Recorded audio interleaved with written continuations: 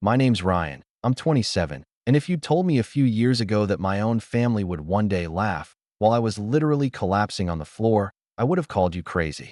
But that's exactly what happened, and honestly, it didn't surprise me as much as it should have. That says a lot about how my family treats me. Growing up, I was always the soft one. At least, that's what my mom and relatives liked to call me. My cousin Derek got football trophies. My sister Emily was the straight-A perfectionist, and me? I liked drawing, playing piano, and keeping to myself. I wasn't weak. I just didn't fit their version of normal.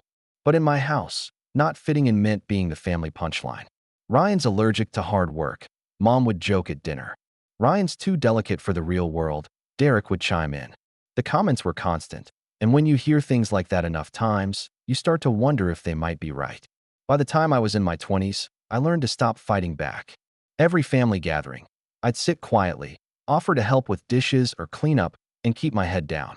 I figured keeping peace was better than starting arguments that no one cared to listen to anyway. But the resentment built in small ways. Those little smirks when I dropped something, the eye rolls when I excused myself early because of a migraine, the way Mom always dismissed anything I was proud of as just a hobby. I told myself I didn't need their approval. Still, a part of me always hoped for even a sliver of respect. Spoiler, it never came. The day it all spiraled started off like any other family get-together. It was one of those big Sunday dinners my mom loved to host, with roast chicken, casseroles, and way too many side dishes. Relatives packed the dining room, voices overlapping, plates clattering. I came straight from a long work week.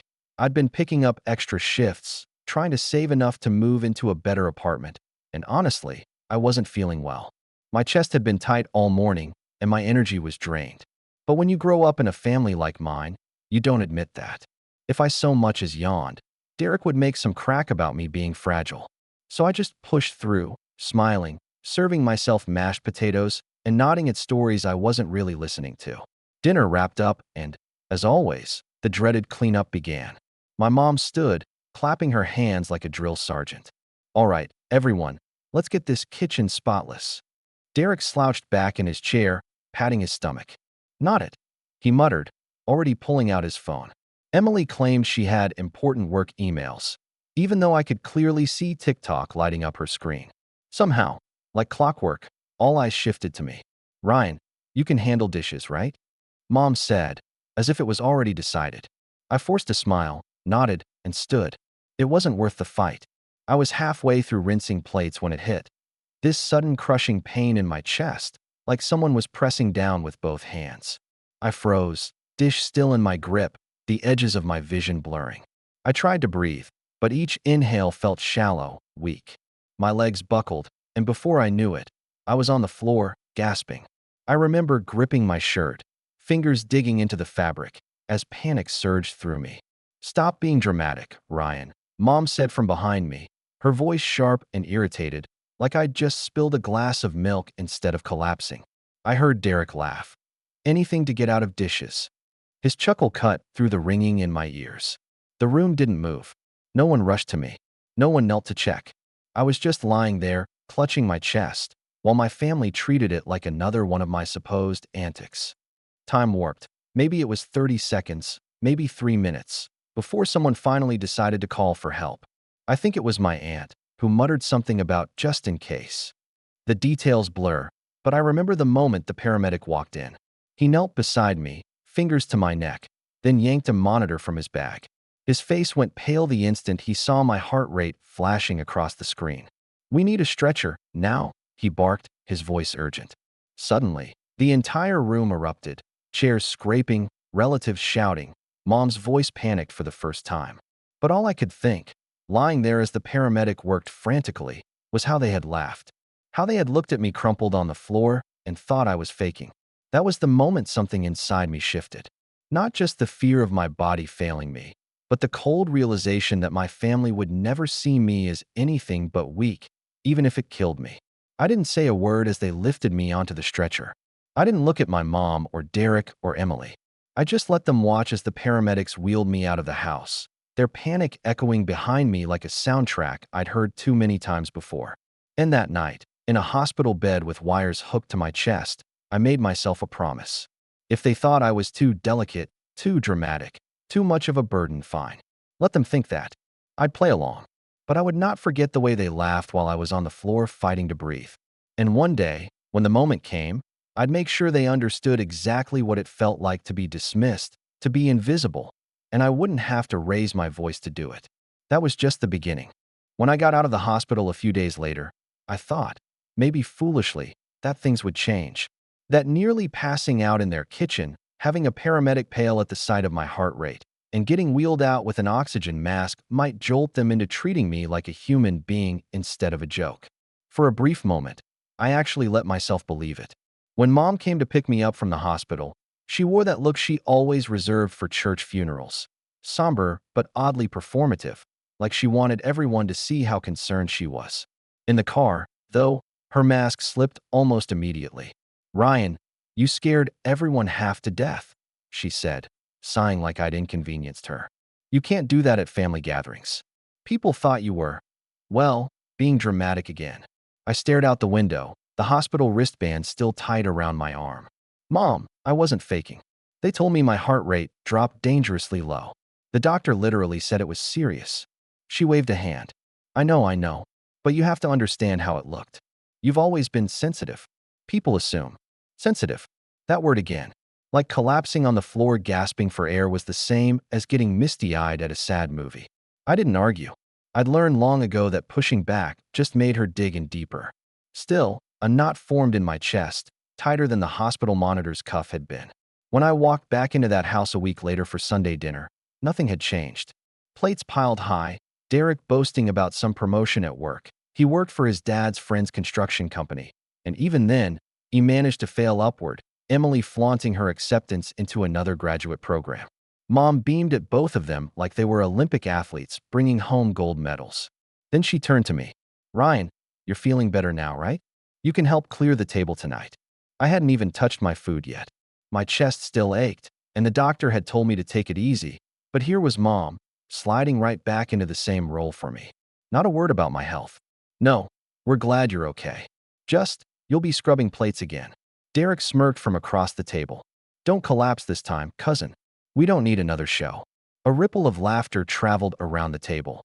Even my aunt chuckled softly behind her napkin. I froze, fork halfway to my mouth, heat crawling up my neck. They were laughing about it.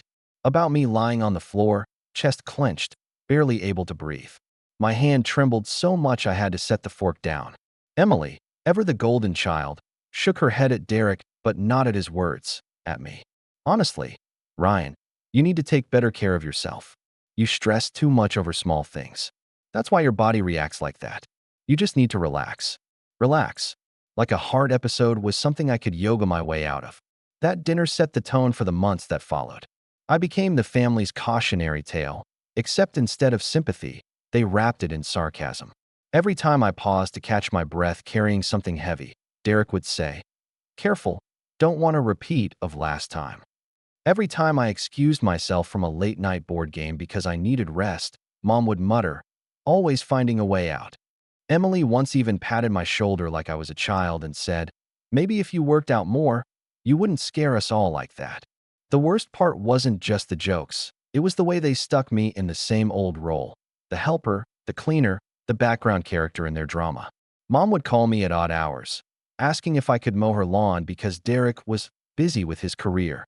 She asked me to drive Emily to campus one morning because her car wasn't running right, even though I had to be late to my own job to do it. When I finally refused one of these favors, saying no to shoveling the driveway after a snowstorm because my doctor had literally told me not to strain myself, Mom gave me this look of pure disappointment. "Ryan, you know we can't rely on anyone else. Derek's schedule is packed. Emily's got so much studying. You're the only one I can count on." Count on. Funny choice of words. It didn't mean trust or value. It meant I was expendable. I'd come home after these dinners seething quietly, sitting in my dim apartment with takeout cartons, replaying every word in my head. I wanted to shout at them, to throw all the hospital reports in their faces, to make them see. But deep down, I already knew they never would. Not because they couldn't, but because they didn't want to. They liked the narrative too much. Ryan the fragile one. Ryan the burden. Ryan the servant. One evening, Derek posted a photo on Instagram from a family barbecue I hadn't even been invited to. In the background, my mom was holding up a glass of wine, laughing, the caption reading, "Best family ever." My chest burned in a way that had nothing to do with my health. They had literally left me out, after everything, and didn't even try to hide it. When I confronted Mom about it, gently, over the phone, she brushed it off with, "Oh, honey, we didn't think you'd want to come. Too much noise, too much activity for you. We were thinking of your health." But I knew the truth. It wasn't about protecting me. It was about convenience. I wasn't part of the picture. Literally. The favoritism only got worse. Derek mentioned he needed help with a down payment on a truck, and Mom immediately offered to loan him money. Emily announced she wanted to study abroad, and suddenly the entire family rallied to cover her travel expenses. When I mentioned my medical bills were piling up, silence. Then Mom's voice, curt. "Ryan, you've got to learn to be independent." The message was clear. When Derek or Emily needed help, it was a family responsibility. When I needed help, it was a personal failing. And yet, they still leaned on me for the grunt work. I became the unpaid chauffeur, the errand boy, the guy they could text last minute to pick up groceries or assemble furniture. And if I dared to say no, the guilt tripping came fast. "I guess you just don't care about family," Mom would say. "Your sister never complains," or "Your cousin does so much for us." Lies, all of it. But here's the thing. While the resentment grew, so did something else. A kind of quiet clarity. Each sarcastic jab, each manipulation, each dismissal was like another brick stacked on a wall inside me. At first, it just made me feel trapped. But after a while, I realized it was also building something sturdy, something I could stand on. Because the more they underestimated me, the more they gave me space to think, to plan, to imagine a future where their laughter didn't echo in my ears, where their favoritism didn't dictate my worth. And though they didn't know it, the cracks were starting to show in their perfect little system. Derek's promotion wasn't as stable as he made it sound. Emily's endless schooling was draining resources fast. Mom's sighs grew heavier, her demands sharper, her mask of control slipping. They didn't notice me watching, listening, quietly cataloging every word. But I noticed. And one day, those details would matter. For now, though, I let them keep playing their game. I nodded, I helped, I absorbed their jabs. But inside, I was no longer just enduring. I was waiting for the moment when their arrogance would hand me exactly what I needed. And when it came, I wouldn't just collapse quietly on the floor. I'd make sure the whole family felt the weight of what they'd done. The moment it all truly broke didn't come with warning. It never does, really. If anything, it arrived dressed in all the usual trappings of a family celebration. One of those events where I already braced myself for the sideways comments, the quiet dismissal, the familiar cycle of being the butt of the joke. I thought I knew what to expect. But what happened that night changed everything. It was Emily's birthday, one of those milestone ones that demanded a spectacle. 25. My mom treated it like a royal coronation. Balloons, banners, a catered dinner instead of Mom cooking herself, rented linens on the tables. Derek even strung up fairy lights in the backyard, which he bragged about for days like he'd engineered the entire power grid. Everyone had been buzzing about it for weeks. Me? I got a text the morning of, "Don't forget to be here by 5 o'clock. Dress nice. And can you pick up the cake?" That was it. "No, we'd love to see you." "No, can you make it?" Just an instruction. So there I was, standing in line at a bakery, carefully balancing a triple-tiered strawberry cream cake with Emily's name scrawled in glossy frosting, while my chest ached faintly from the weight. I kept hearing the doctor's voice from weeks ago, avoid heavy lifting, be mindful of stress. But who in my family cared about that? I knew if I didn't show up with the cake, I'd be branded selfish, unreliable, dramatic. Again, when I arrived, the backyard was already buzzing with people. Friends of Emily's, Derek's buddies, half the extended family. Music thumped from speakers, fairy lights blinked overhead, and laughter carried through the air. Everyone turned to look when I came in balancing the cake box, and for half a second, I thought maybe, just maybe, I'd get a thank you. "About time," Mom said, swooping in to grab the box. "Be careful, don't smudge it. Go park at the end of the street. We're saving the driveway for Derek's truck." That was my grand welcome. Dinner was served. Gifts were opened. Emily twirled around in her new designer dress. showing off the diamond earrings Mom and Dad had bought her. Derek toasted her with champagne, recounting some story about how she was destined for greatness. Everyone clapped. My gift to Emily, a framed charcoal sketch I'd worked on for weeks, pouring detail into every shadow, sat unopened on a side table. She'd glanced at it once and said, "Oh, thanks," before moving on to the next glittery box. I swallowed the hurt, the same way I always did. I thought I could get through the night quietly, slip out early, and go home to my empty apartment where at least no one laughed at me for existing. But then came the betrayal. It was around dessert, when the cake had been cut and everyone was buzzing from sugar and wine, that Derek leaned back in his chair with that smug grin plastered on his face. "Hey, Em," he said, loud enough for everyone to hear. "Did you tell Ryan the good news yet?" Emily laughed, tossing her hair back. "Oh, not yet. I guess now's as good a time as any." She turned to me, her eyes gleaming in that patronizing way she'd perfected. "So, Ryan, remember when Mom was saying she might sell the piano?" My stomach tightened instantly. That piano wasn't just furniture. It was my childhood refuge, the one thing I loved in that suffocating house. When I was 10, while Derek and Emily were out winning trophies and straight A's, I'd sit for hours at that upright piano in the corner of the living room, teaching myself chords, writing little melodies. It was the one place I felt like I was more than the family weakling. Even as an adult, whenever I stopped by, I'd drift toward it, let my fingers play something just to breathe again. Emily's smirk widened. "Well, I'm taking it with me. Mom and Dad said I could have it for my apartment. I've been wanting to learn for ages, and it'll look perfect by the window. Isn't that great?"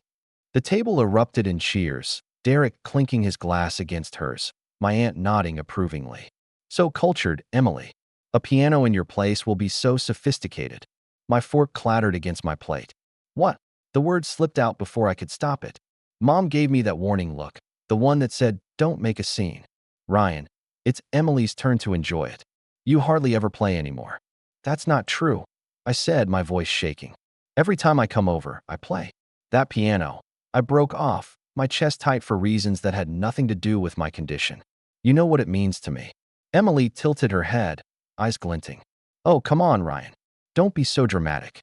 It's just an instrument. You can always buy your own if it matters that much. You've got a job, right?" The jab landed sharper than she probably realized. Everyone knew my paychecks barely covered rent and medical bills. Buying my own piano was a fantasy. Derek chuckled. "Careful, Em. Don't let him faint on us over this." Laughter rippled around the table. Something inside me cracked. The laughter was louder than the music, sharper than the lights strung above. They weren't just taking the piano. They were taking the only piece of me that ever mattered in that house. And they thought it was funny. I pushed my chair back, the legs screeching against the patio stone. "You can't just give it away like that," I said, my voice louder than I intended. "It's mine too. I grew up with it." Mom cut me off, her tone icy. "Ryan, lower your voice. Don't ruin your sister's night. The piano belongs to this family, and we've decided Emily will make better use of it." The word family hung in the air like a knife. Family. As if I wasn't part of it. As if my years at those keys meant nothing. Emily leaned back, satisfied, twirling her new diamond earrings. "Besides, Ryan, it'll finally be appreciated. No offense, but you never really did anything with it." No offense. The phrase people use right before stabbing you in the chest. I stood there, staring at the faces around me. Faces that had laughed when I collapsed. Faces that now applauded as something I loved was stripped away like it was a trinket. My hands shook, not from weakness, but from rage so sharp I thought it might tear me apart. For years, I had endured the jokes, the dismissals, the guilt trips. I told myself it was better to keep the peace, better to be quiet, better to wait. But in that moment, as they clinked their glasses and smiled at my pain, I realized something undeniable. There was no peace to keep. The betrayal wasn't just about the piano. It was about everything it represented. My voice didn't matter. My passion didn't matter. I didn't matter. And for the first time in my life, I didn't swallow it down. I looked directly at Emily, then at Mom. "You'll regret this," I said quietly, my voice steady even as my chest burned. The laughter died instantly. Silence settled over the table, heavy and awkward. Emily frowned, Derek shifted uncomfortably, and Mom's lips thinned into a line. But I didn't wait for their response. I turned and walked out, the sound of my footsteps echoing against the stone, leaving their perfect little party behind. Behind me, I heard Emily's voice, half joking, half nervous. He's just being dramatic again. But even she didn't sound so sure. Because they all felt it. The shift, the fracture. Something had broken in me that night. Something they'd never be able to tape back together with fake apologies or guilt-tripping phone calls. They'd stolen the piano, but they'd given me something in return. Clarity. And clarity is a dangerous thing. When I walked out of Emily's birthday party, I thought I'd feel powerful. I thought the words, "You'll regret this," would echo in their ears, giving me some measure of control. But when the cool night air hit my face and I heard the muffled laughter behind me resume, the power drained out as quickly as it had come. By the time I reached my car at the end of the street, my hands were trembling, not with rage anymore, but with the hollow ache of someone who finally saw the truth. Nothing I said would ever matter to them. I sat in the driver's seat with my head against the wheel, chest tight, trying to breathe through the lump lodged in my throat. I replayed their faces, Emily's smug smirk, Derek's careless grin, Mom's cold dismissal. It wasn't just the piano they'd taken. It was the proof that even the thing I loved most had no value in their eyes unless it was in someone else's hands. That night, I didn't go home right away. I drove aimlessly through dark, empty streets, the hum of the engine the only sound. I pulled into a gas station at one point, parked, and just sat there under the flickering fluorescent lights, staring at the cracked asphalt. People came and went, filling up their cars, grabbing sodas inside, living lives that didn't feel suffocating. I envied them. I wondered what it would be like to have a family that worried when you didn't answer a call, that wrapped you in a hug instead of rolling their eyes when you struggled. By the time I stumbled into my apartment, exhaustion hit me like a wave. I didn't even change out of my clothes. I just dropped onto the couch and lay there in the dark. The silence pressed in, thick and heavy. No calls. No messages. No one asking if I'd made it home safe. The next day, my phone buzzed once. A text from Mom. "Ryan, about last night. You embarrassed yourself. Don't take things so personally. The piano will be better off with Emily." That was it. Not a question about how I was feeling. Not an ounce of acknowledgement that maybe they'd gone too far. Just blame, neatly tied with the bow of, "You're too sensitive." I stared at the screen for a long time, thumb hovering over the keyboard.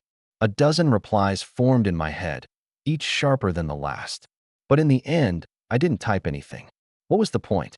The weeks after that were some of the loneliest of my life. I stopped going to Sunday dinners. At first, I thought someone might notice, might call to check on me. But the silence stretched longer and longer, until I realized they weren't missing me. They were relieved. Without me there was no one to mock, no one to guilt into chores, no one to drag the mood down with drama. I buried myself in work instead. Long shifts that left me drained, but at least distracted. My manager noticed the circles under my eyes, the sluggish way I moved. "You doing okay, Ryan?" he asked one morning, concern creasing his brow. I forced a smile and said, "Yeah, just tired." The truth lodged in my chest like a stone. How could I explain that exhaustion wasn't just physical, it was years of being chipped away piece by the people who were supposed to build me up? Evenings were worse. I'd come home, collapse onto the couch, and scroll mindlessly through social media. Derek posting photos with his new truck. Emily showing off the piano in her apartment. Her caption, "Learning a new hobby. Wish me luck." My heart twisted seeing it there, in a space where it was nothing more than a prop for her curated life. I zoomed in on the keys in one picture, noticing the faint scratch on middle C, the one I'd made as a teenager when I dropped a pencil. Proof it had been mine. Proof they'd stolen it. It was like grieving a death. Every time I thought about sitting at that piano, finding comfort in the notes, the loss hit me all over again. I tried sketching instead, but even that felt hollow. My hand would move across the page, but the lines came out lifeless. Nights blurred into one another. Some evenings I'd just sit in the dark, listening to the hum of the fridge, feeling like the walls were closing in. Other nights, anger pulsed hot in my veins, and I'd pace the apartment, muttering words I wished I'd said to their faces. "You think I'm weak? You think I'm nothing?" My reflection in the window would stare back, pale and tired, and I'd whisper, "Maybe you are." The lowest point came 2 months later, when I saw them again by accident. I'd stopped at the grocery store after work, head down, basket half full of basics. I turned a corner, and there they were, Mom, Derek, and Emily, laughing by the deli counter. Derek was piling sandwiches into the cart. Emily was showing Mom something on her phone. I froze, heart pounding, praying they wouldn't see me. But Emily's eyes flicked up, and she smiled, condescending, like she'd caught me doing something pathetic. "Ryan," she said brightly, as if nothing had happened. I muttered a hello, clutching my basket tighter. "Why don't you come to dinner this weekend?" Mom said, her voice almost rehearsed. "Emily's been practicing on the piano. You'll love it." Something inside me snapped, thin, quiet but final. They wanted me to come watch my sister plunk out off-key notes on the instrument that had been my only solace, as if it were some kind of performance for me. I mumbled an excuse and walked away, abandoning the basket in the aisle. I didn't look back. That night, I sat on the floor of my apartment, back against the wall, knees pulled to my chest. The weight of it all pressed down until I could barely breathe. I thought about how easy it would be to just let the exhaustion swallow me, to stop fighting, to disappear quietly like they'd always treated me. But somewhere in that crushing silence, a different thought sparked. Maybe disappearing wasn't the answer. Maybe the answer was the opposite. Not loud, not dramatic, not collapsing in the middle of their kitchen while they laughed, but deliberate, calculated. A slow reminder that I wasn't as weak as they thought. It wasn't revenge yet, not in any clear form. Just the seed of an idea, fragile and dangerous. The realization that if they could strip me of the one thing I loved and feel no guilt, then I had nothing left to lose. And people with nothing to lose? They're not fragile. They're dangerous. So I started watching, listening, paying closer attention whenever I was near them, or even just online. Derek's posts bragged about his finances, but small details revealed cracks. Late-night rants about payments, vague complaints about his ungrateful boss. Emily's constant photos hinted at loneliness behind the glitter, her smile too wide, her captions too needy.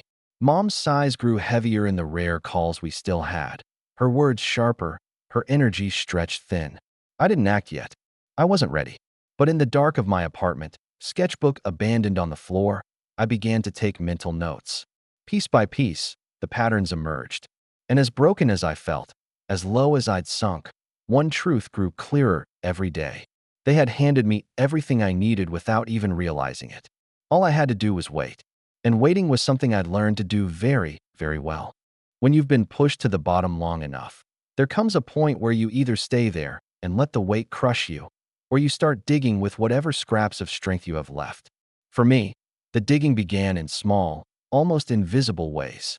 It started with silence.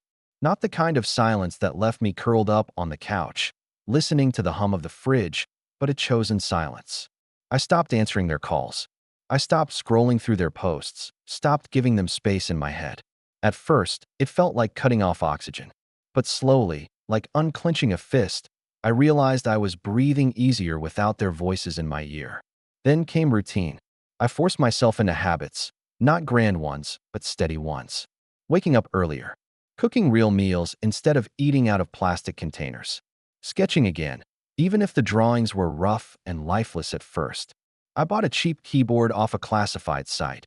Not the weight or beauty of the family piano, but it was mine. Mine alone. Every night after work, I'd sit in my small apartment, fingers pressing out broken melodies. At first, my chest ached more from the memory of what I'd lost than the notes themselves. But over time, those notes became something else. A reminder that I still had a voice. The turning point came at work. My manager, the same one who had noticed my exhaustion months earlier, called me into his office. "Ryan," he said, tapping his pen against a folder. "You've been putting in extra hours. I know things haven't been easy for you personally, but the truth is, you're good at this job. Really good. I want to move you into a lead position." I blinked at him, half convinced I'd misheard. Lead position? Me? I'd spent so long being the background character in my family's story that the idea of being recognized for anything felt alien. But it was real. The promotion came with a raise. Not massive, but enough that for the first time, I could pay bills without counting every coin. Enough to let me breathe. With the raise, I made choices my family would have mocked. I didn't buy flashy clothes or gadgets. I saved. I invested in myself. I upgraded my keyboard to a digital piano with weighted keys. I took an online course in music composition, something I'd always dreamed of but never believed I deserved. And slowly, my sketches came back to life too. Lines steadier, shading deeper, stories forming in every stroke. Something shifted inside me with each step. I started walking taller, speaking with more confidence at work. My coworkers noticed. They invited me out for drinks, for trivia nights, for casual hangouts. At first, I hesitated. I wasn't used to being wanted. But I went. And to my surprise, people laughed at my jokes, listened when I spoke, and treated me like I belonged. It was addictive, that feeling. Not because I craved validation, but because I realized I wasn't broken. I wasn't fragile. I had just been trapped in a family that needed me to play a role they'd written. Outside of their script, I was free to be someone else. Someone real.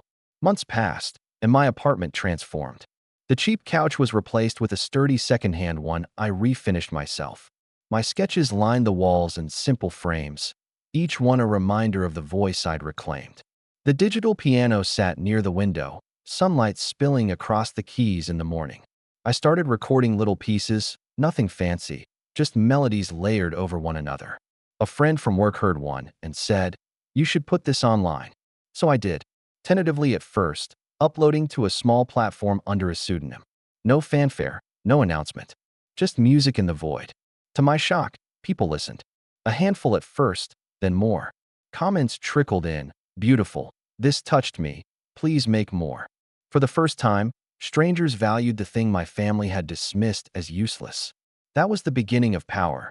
Not power over others, but power over myself. The realization that I didn't need their validation, that I could build something that belonged entirely to me. Meanwhile, my family still lived in their bubble, blind to my growth. Mom occasionally left voicemails dripping with passive aggressiveness. "Ryan, it's been weeks." Family doesn't turn their back on each other. Derek posted about his new truck, though careful scrolling revealed cracks, complaints about payments, stress about hours. Emily flaunted her piano on social media, her captions increasingly desperate for attention. Day 40. Still learning. So hard, but I'll get there. Her videos showed her stumbling through scales, every note stiff and forced. The likes and comments dwindled. I didn't comment. I didn't reach out. I watched quietly, and each post, each message reinforced the same truth. While they were stuck in their cycle, I was rising.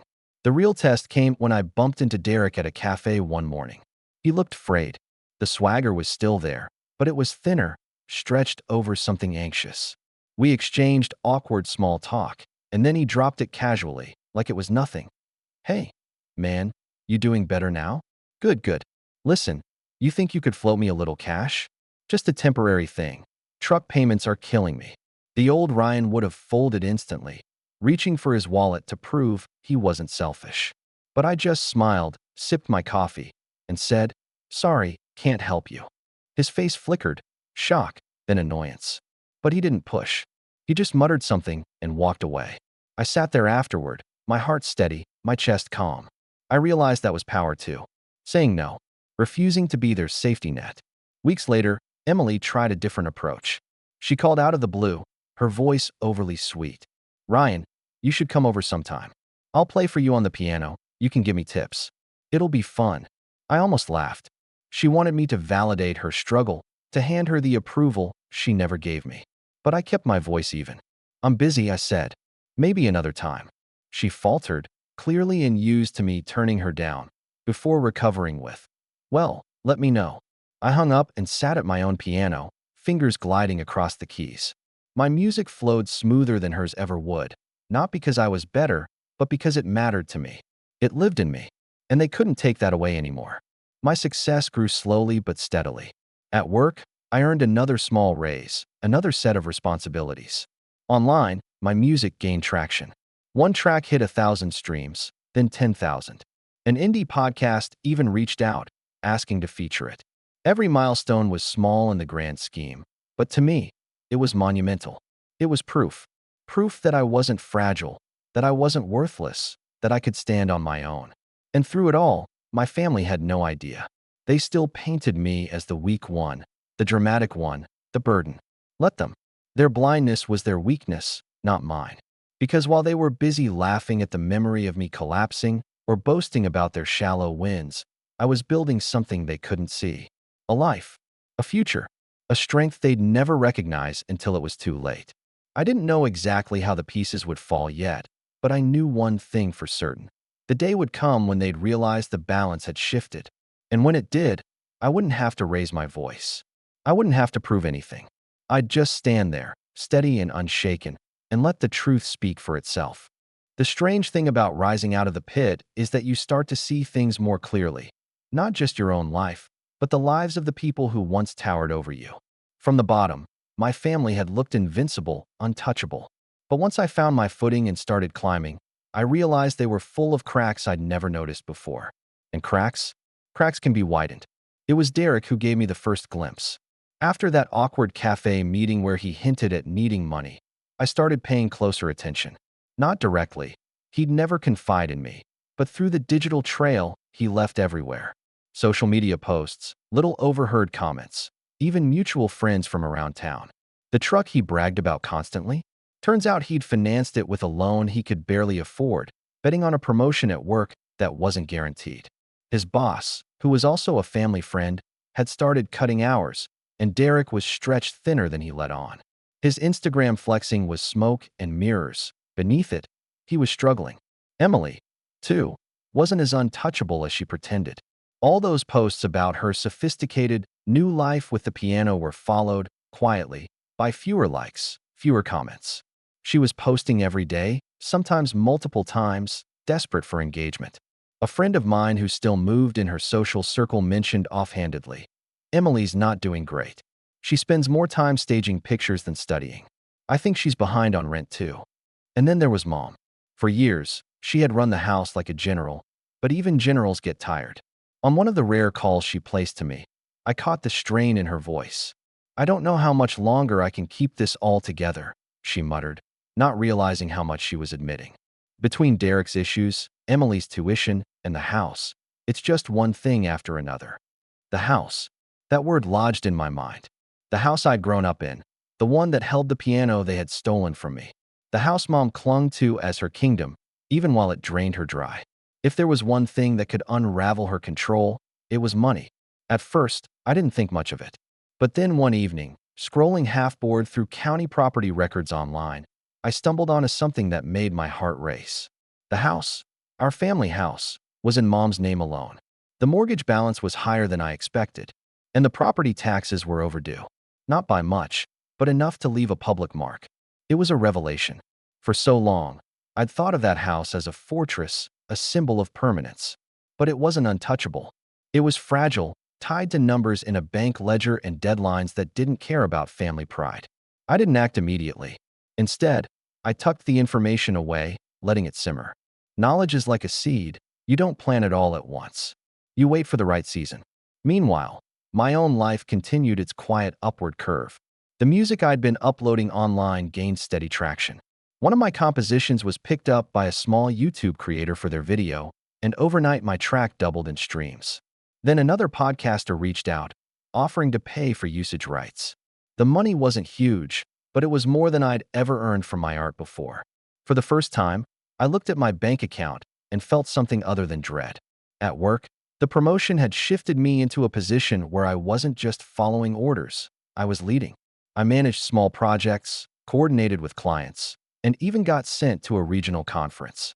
Standing there in a suit, talking to professionals who respected me, I realized how far I'd come from the version of myself who once mowed Mom's lawn while Derek slept in. The more confidence I gained, the more I began to test boundaries with my family. Small refusals at first, saying no when Mom asked me to help Derek move furniture, or when Emily wanted feedback on one of her clumsy piano videos. Each refusal was met with silence or mild guilt tripping, but they were too distracted by their own issues to press hard. And that's when I saw it. The balance was shifting. For years, I'd been their fallback, their scapegoat, the one they could rely on to clean up messes while mocking me for being weak. But now, when I stopped showing up, the cracks widened faster. They weren't as stable as they pretended, and my absence made it clear. The final piece fell into place at work, of all places. A colleague, someone I'd grown close to, mentioned they were buying their first home. "You should look into real estate," they told me. "Even if it's just small investments. You'd be good at it." You're meticulous, and you've got savings now. The idea lodged itself in my brain and wouldn't let go. Real estate, property, ownership. For so long, my life had been about surviving, about keeping my head down. But what if I could build something bigger? Something that gave me leverage, stability, and a kind of power my family could never take from me? So I started studying. Quietly, late at night, after work and piano practice. Books, online courses, local seminars. I learned about foreclosures, about investment properties, about how to spot opportunities where others saw dead ends. The more I read, the more the dots connected. And then I circled back to Mom's house. That overdue tax notice, the high mortgage balance, the truth that the fortress wasn't as solid as everyone believed. It was too soon to act. I knew that. But knowledge is power, and I had both time and patience on my side. I imagined the day they'd realize the roles had reversed, the day they'd come to me, not with jokes or dismissals, but with need. And I wouldn't have to shout or gloat. I'd simply decide whether or not to extend my hand. For now, though, I stayed silent. I built. I grew. I saved every extra dollar, invested carefully, and watched my little music project blossom into a side income one never expected. Each step forward was like placing another brick under my feet, raising me higher while they stayed stuck in the quicksand of their choices.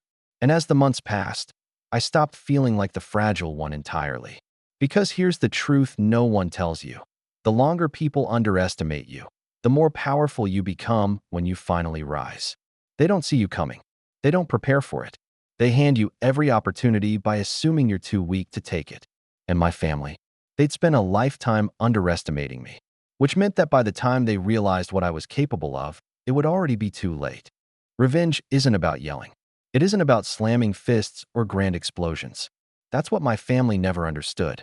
They always thought of me as dramatic because their idea of strength was noise, the loudest laugh, the sharpest jab, the biggest display. But real strength? Real revenge? It's quiet. It's calculated. It's the moment they realize they've been playing checkers while you've been playing chess. By the time the opportunity came, I was ready. I'd been watching, waiting, and building for over a year. My savings had grown, my side income from music had doubled, and my position at work had become stable enough that I wasn't terrified of missing a paycheck. I wasn't rich, not yet, but I was steady. And steady is a dangerous thing to someone whose life is built on appearances. The cracks in my family's fortress had widened. Derek's truck payments caught up to him, and he started skipping events because he was working late, though everyone knew it was to cover bills. Emily had abandoned her grand piano project after months of failure, quietly shifting it out of frame in her photos. Mom's voice grew tighter every time I picked up the phone, which was rare. One evening, she let it slip. The mortgage company is calling again. They're relentless. That's when the plan began to crystallize. I kept my distance, of course. I didn't want them suspecting anything. But I dug deeper into the property records, into tax filings, into the county's public notices. And there it was, a notice of pre-foreclosure. Mom had fallen behind further than she admitted. The house they had used as a stage for my humiliation, the house they guarded like it was a family crown, was slipping from their grasp. The irony wasn't lost on me. They'd mocked me as fragile, dramatic, useless.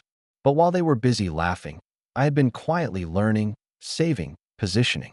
And now, the balance of power was about to flip in the most poetic way possible. I reached out to a real estate contact I'd made through one of my seminars. We met at a small coffee shop, me in a pressed shirt, him flipping through papers. "You're serious about this?" he asked, sliding the documents across the table. "Dead serious," I said. My hand was steady as I signed. The process wasn't fast. Banks never are, but I was patient. When the property officially went up for auction, I was ready. Others bid, of course, but I'd done the math. I knew what I could afford. I knew the house's value. And most importantly, I knew its history. My history. When the gavel finally struck, the property was mine. Just like that. The house my family had ruled over, the house where I'd been the servant, the weak one, the punchline, now belonged to me. I didn't rush to tell them. That would have ruined the beauty of it. Instead, I waited for them to come to me. And sure enough, it didn't take long. A week later, my phone lit up with Mom's name. I let it go to voicemail. Then another call. And another. Finally, I answered, my voice calm. "Ryan, you need to listen," she said, her tone frantic in a way I'd never heard before. The bank, they've made a mistake. They've sold the house. We don't know what to do. I let a pause stretch, long enough for her panic to settle in my ears. No mistake, I said evenly. I bought it. Silence. Then, incredulous. You what? I own the house now, I repeated. My voice didn't waver. I didn't gloat. I just stated the fact like the weather. The quiet on the other end was thick, suffocating. I imagined her face, the disbelief, the way her world tilted in that moment. Finally, she snapped. Ryan, this isn't funny. It's not a joke, I said softly. The deed has my name on it. For years, they had laughed at me for collapsing, for being dramatic, for holding on to things that mattered. Now, there was no laughter, only silence. Word spread quickly. Derek called next, his tone sharp. Man, you can't just take the house. That's Mom's. That's the family's. No, I said calmly. It was the bank's. And now it's mine. You don't even need it, he exploded. You live in some apartment. You're barely there. I needed it enough. I cut in. Then Emily called, her voice coated with faux sweetness. Ryan, you can't honestly mean to keep it. Where will Mom live? Where will we go for holidays? Not my problem, I said. The truth was, I hadn't decided what to do with it yet. Sell it, rent it, maybe even keep it as my own sanctuary. But what mattered wasn't the logistics. What mattered was the shift. For the first time in my life, they needed me, and I didn't need them. The days that followed were like living in an alternate universe. The same people who had mocked me for years suddenly scrambled to call, to text, to plead. Mom left voicemails dripping with desperation. Ryan, you don't understand. We have nowhere else to go. Please, think about your family. Family. That word again. The weapon they'd wielded against me like a club, now turned into a begging plea. I didn't rush. I let them stew in uncertainty. For weeks, I ignored calls, watched their messages pile up. Derek sent long texts about loyalty. Emily sent half-hearted apologies about the piano. Mom sent guilt-ridden notes about sacrifices she'd supposedly made for me. But I remembered every laugh, every dismissal, every stop being dramatic, while I clutched my chest on their kitchen floor. Revenge wasn't about shouting or slamming doors or even the house itself. It was about this. The silence. The desperation. The moment they realized the one they had underestimated, dismissed, and mocked had been holding the cards all along. When I finally did respond, I kept it short. A single text. The keys are mine now. Nothing more. Because sometimes, silence is the loudest revenge of all. The fallout didn't happen overnight. That's the thing about power shifts. They're never instantaneous. They unfold like dominoes, one piece toppling the next, until you realize the entire board has changed. After my text, the keys are mine now.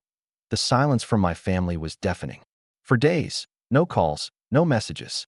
I half expected Derek to show up pounding at my door, or Mom to appear in tears begging face to face. But nothing came. Then, slowly, the flood began. First, a long message from Mom, written like a confession letter. Ryan, I know we've made mistakes, but this is your family. Family is everything. If you sell the house, you'll destroy us. Please, don't be cruel. Think of your sister. Think of Derek. Think of me. We need this house. We need you. I stared at the words for a long time. For years, we need you had meant we need you to clean up after us, to sacrifice for us, to be the one who carries the load. Now it meant something very different. Now it was literal. They needed me. I didn't respond. The calls came next. Derek's first, his voice aggressive, trying to mask panic. Listen, man, we can work something out. Don't be stupid. The house isn't for you. You don't even use it. Just sign it back over to Mom, and we'll forget this ever happened. I let him rant into the voicemail box. At the end, his voice cracked just slightly. That was the first time I realized how scared he really was. Emily tried charm instead. Ryan. Her message began, her tone soft and syrupy. I've been thinking a lot about how I treated you. About the piano. I shouldn't have taken it, I see that now. But you have to admit, this is going too far. We're family. Holidays won't be the same without the house. That line almost made me laugh. Holidays.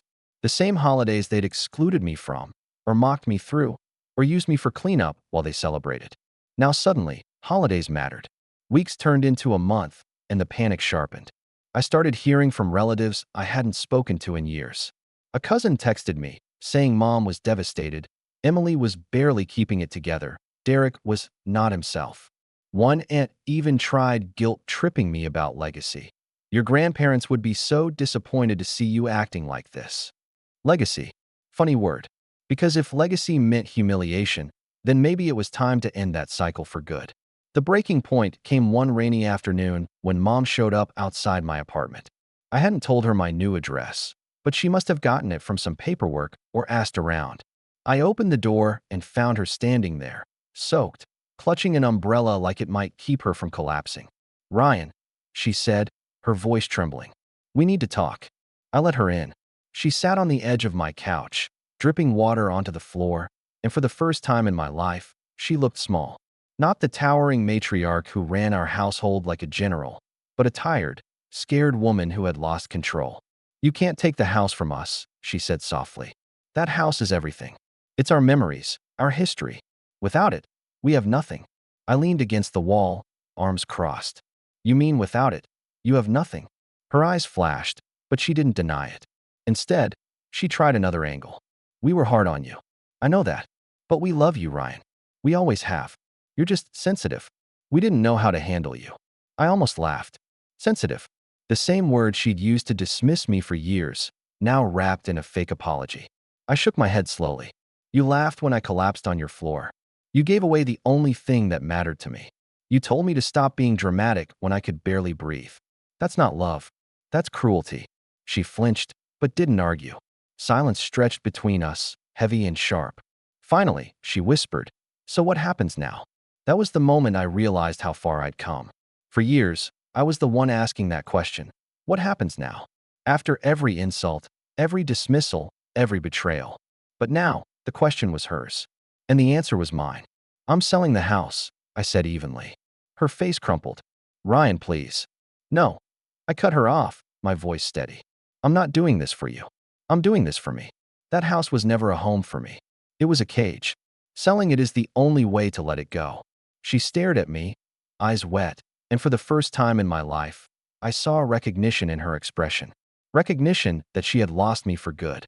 The sale went through 2 months later. A young couple bought it, excited to start their family. I handed over the keys with a steady hand, watching as they smiled, imagining a future full of love and walls that had once held nothing but pain for me. For them, it would be a beginning. For me, it was an ending. The fallout for my family was swift. Mom had to move into a small rental apartment across town, stripped of her throne. Derek ended up selling his truck at a loss to cover his debts, his bravado shattered. Emily bounced between friends' couches, her sophisticated life reduced to a string of staged photos in borrowed spaces. They called less and less, at first out of anger, then out of pride, and finally out of resignation. One by one, the voices that had once crowded my head went quiet. And in that quiet, I found peace. I filled my apartment with music. My compositions grew, my online following blossomed, and one day, an independent label reached out with an offer. For the first time in my life, I wasn't just surviving. I was thriving. On my terms. Sometimes, late at night, I'd think about the boy I used to be. The boy who sat at that piano, fingers trembling, hoping for a scrap of approval. I wished I could tell him that one day, he'd own the very keys they tried to take from him. That he'd rise, not with noise, but with quiet strength they couldn't touch. The last time I saw Mom, months after the sale, she looked at me across a cafe table with tired eyes. "Ryan," she whispered, "why did you do it? Why didn't you give us another chance?" I set down my coffee, leaned forward, and met her gaze with a calm she'd never seen from me before. "Because you never gave me one." And with that, I stood, walked out into the sunlight, and left her behind, for good this time.